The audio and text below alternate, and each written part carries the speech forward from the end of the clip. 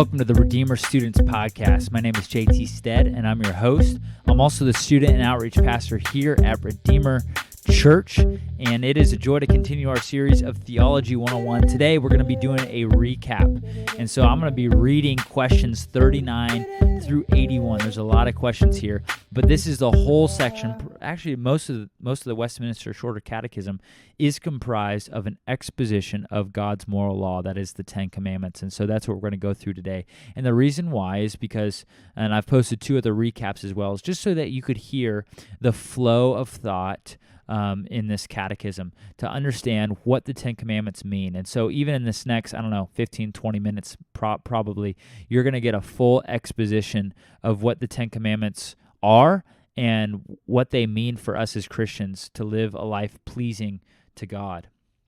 So, are you ready? Let's do it. Starting in question 39. What is the duty which God requires of man? Answer: the duty which God requires of man is obedience to his revealed will. Question 40. What did God at first reveal to man for his obedience?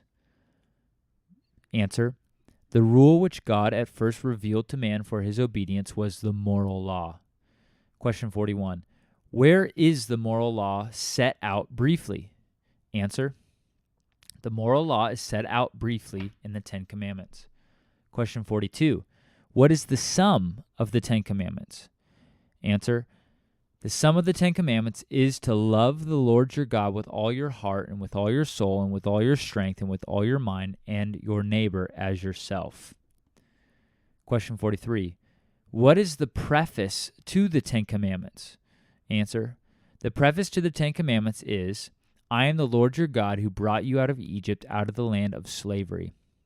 Question 44. What does the preface to the Ten Commandments teach us?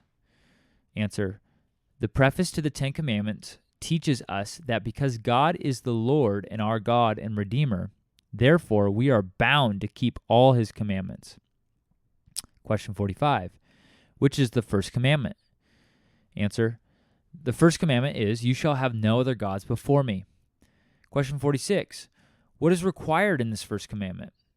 Answer: the first commandment requires us to know and acknowledge God to be the only true God and our God, and to worship and glorify him accordingly. Question 47. What is forbidden in the first commandment? Answer: the first commandment forbids the denial of or failure to worship and glorify the true God as God and our God, and it forbids giving that worship and glory to any other which is due to God alone. Question 48. What do the words before me in the first commandment teach us when he says, you shall have no other gods before me? What does that teach us? Answer: these words before me in the first commandment teach us that God, who sees all things, takes notice of and is much displeased with the sin of having any other God. Question 49. Which is the second commandment? The second commandment is, you shall not make for yourself an idol in the form of anything in heaven above or on earth beneath or in the waters below. You shall not bow down to them or worship them, for I am the Lord your God, am a jealous God, punishing the children for the sin of the fathers to the third and fourth generation of those who hate me, but showing love to thousands who love me and keep my commandments. Question 50. What are the duties required in the second commandment? Answer: the second commandment requires us to receive, observe, and keep pure and entire all such religious worships and ordinances as God has appointed in his word. Question 51. What is forbidden in the second commandment? Answer: the second commandment forbids the worship of God by images or by any other way not appointed in his word. Question 52. What are the reasons attached to the second commandment? Answer: the reasons attached to the second commandment are God's authority as our lawgiver, the fact that we belong to him, and the zeal he has for his own worship. Question 53. What is the third commandment? Answer: the third commandment is, you shall not misuse the name of the Lord your God, for the Lord will not hold anyone guiltless who misuses his name. Question 54. What is required in the third commandment? Answer.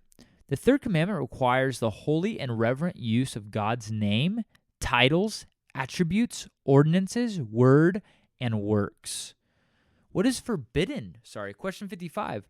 What is forbidden in the third commandment? Answer. The third commandment forbids all unworthy use of anything by which God makes himself known. Question 56. What is the reason attached to the third commandment? Answer. The reason attached to the third commandment is that though breakers of this commandment may escape punishment from men, yet the Lord your God will not suffer them to escape his righteous judgment. Question 57. What is the fourth commandment? Answer. The fourth commandment is, remember the Sabbath day by keeping it holy. 6 days you shall labor and do all your work, but the seventh day is a Sabbath to the Lord your God.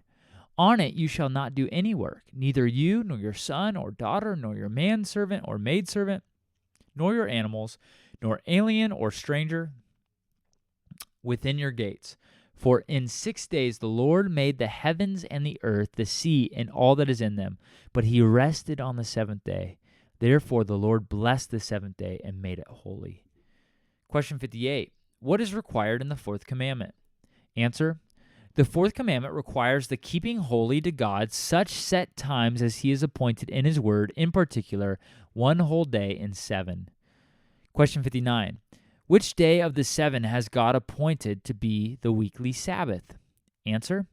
From the beginning of the world to the resurrection of Christ, God appointed the 7th day of the week to be the weekly Sabbath. But thereafter, he appointed the first day of the week to continue to the end of the world, which is the Christian Sabbath or the Lord's Day. Question 60. How is the Sabbath to be sanctified or set apart? Answer. The Sabbath or the Lord's Day, which is given for man's good as a pointer to his eternal destiny, is to be kept holy by resting all that day from our work and recreations, and spending the whole time in public and private worship except the time spent in works of necessity and mercy. Question 61. What is forbidden in the fourth commandment? Answer. The fourth commandment forbids the omission or careless performance of the duties required and the misuse of the day by idleness, sinful acts, or unnecessary thoughts, words, or works about our worldly affairs and recreations. Question 62. What are the reasons attached to the fourth commandment? Answer. The reasons attached to the fourth commandment are God's allowance of 6 days for worldly tasks, his claim to special ownership of the seventh, his own example, and his blessing of the Sabbath day. Question 63. Which is the fifth commandment? Answer. The fifth commandment is, honor your father and mother, so that you may live long in the land the Lord your God is giving you. Question 64. What is required in the fifth commandment? Answer. The fifth commandment requires us to preserve the honor and perform the duties belonging to everyone in their different positions and relationships in life. Question 65. What is forbidden in the fourth commandment? Answer. The fifth commandment forbids us to neglect or do anything against the honor and duty which belongs to everyone in their virtuous positions and relationships in life. Question 66. What is the reasons attached to the fifth commandment? Answer. The reason attached to the fifth commandment is a promise of long life and prosperity, so far as it shall serve for God's glory and their own good, to all those who keep this commandment. Question 67. Which is the sixth commandment? Answer. The sixth commandment is, you shall not murder. Question 68. What is required in the sixth commandment? Answer. The sixth commandment requires all lawful endeavors to preserve our own life and the life of others.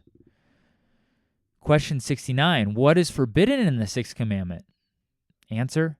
The sixth commandment forbids us to take our own life or to take unjustly the life of our neighbor or anything tending to these ends. Question 70. Which is the seventh commandment? Answer: the seventh commandment is, you shall not commit adultery. Question 71. What is required in the seventh commandment? Answer: the seventh commandment requires us to preserve our own and our neighbor's chastity in heart, speech, and in behavior. Question 72. What is forbidden in the seventh commandment? Answer: the seventh commandment forbids all impure thoughts, words, and actions. Question 73. Which is the eighth commandment? Answer: the eighth commandment is, you shall not steal. Question 74. What is required in the eighth commandment? Answer: the eighth commandment requires us to obtain lawfully and to further the wealth and material well-being of ourselves and others. Question 75. What is forbidden in the eighth commandment? Answer: the eighth commandment forbids whatever does or may unjustly hinder our own or our neighbor's wealth and material well-being. Question 76 says, which is the ninth commandment? Answer: the ninth commandment is, you shall not give false testimony against your neighbor. Question 77. What is required in the ninth commandment? Answer: the ninth commandment requires us to maintain and promote truth between men and our own and our neighbor's good name, especially when called upon to bear witness. Question 78. What is forbidden in the ninth commandment? Answer: the ninth commandment forbids whatever misrepresents truth or is injurious to our own or our neighbor's good name. Question 79. Which is the 10th commandment? Answer: the 10th commandment is, you shall not covet your neighbor's house. You shall not covet your neighbor's wife, or his manservant, or his maidservant, his ox or his donkey, or anything which belongs to your neighbor. Question 80. What is required in the 10th commandment? Answer: the 10th commandment requires full contentment with our own condition and a right and charitable attitude toward our neighbor and all that is his. Question 81. What is forbidden in the 10th commandment? Answer: the 10th commandment forbids all discontent with our own state, envying and grieving at the good of our neighbor, together with all ungoverned longings and desires for things that belong to him. This has been an episode of Theology 101. We just walked through the whole moral law, the 10 commandments, and I hope you could kind of just get a picture of it. Remember, the law shows us our need for Christ, and I don't know about you, but even as I'm reading, I'm seeing my own sin and my need for a Savior. And so if that's you, run to him.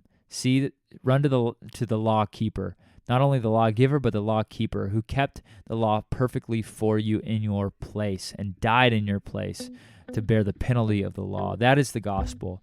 And so I pray that in light of the gospel, we can live out these 10 commandments because they're pleasing to God, and to live in such a way that is consistent with the character of God and what he has called us, how he's called us to live by his moral law. If you want more information about our church, go to RedeemerRockford.church. We'd love to see you on a Sunday, or if you're a student, on a Wednesday night. Thanks so much for listening. I hope you were encouraged and just got a full picture of the 10 Commandments. All right. Join us next week as we continue our series through the Westminister Shorter Catechism. Have a good day.